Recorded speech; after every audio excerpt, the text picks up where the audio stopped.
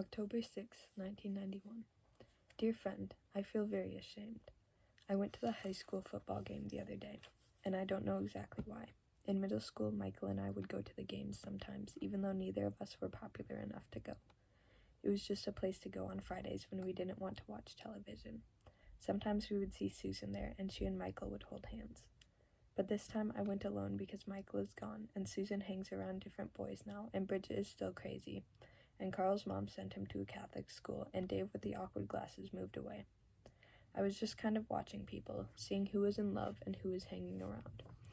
And I saw that kid I told you about. Remember Nothing? Nothing was there at the football game, and he was one of the few people who was not an adult that was actually watching the game. I mean really watching the game. He would yell things out. "Come on, Brad." That's the name of our quarterback. Now, normally I am very shy, but Nothing seemed like the kind of guy that you could just walk up to at a football game, even though you were 3 years younger and not popular.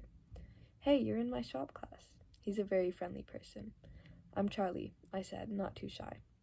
"And I'm Patrick, and this is Sam." He pointed to a very pretty girl next to him, and she waved to me. "Hey, Charlie." Sam had a very nice smile. They both told me to have a seat, and they both seemed to mean it, so I took a seat. I listened to Nothing yell at the field, and I listened to his play-by-play analysis.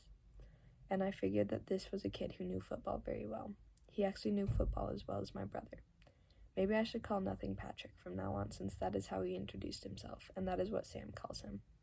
Incidentally, Sam has brown hair and very, very pretty green eyes, the kind of green that doesn't make a big deal about itself. I would have told you that sooner, but under the stadium lights, everything looked kind of washed out.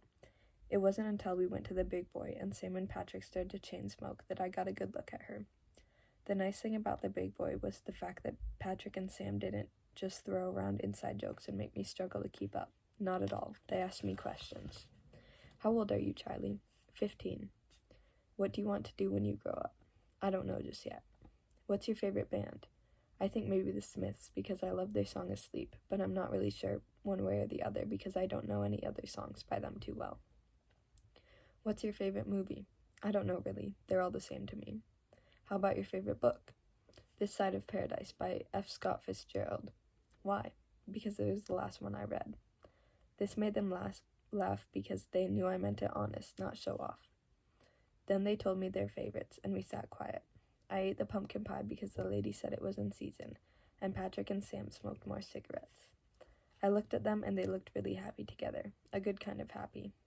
And even though I thought Sam was very pretty and nice, and she was the first girl I ever wanted to ask on a date someday when I can drive, I did not mind that she had a boyfriend, especially if he was a good guy like Patrick.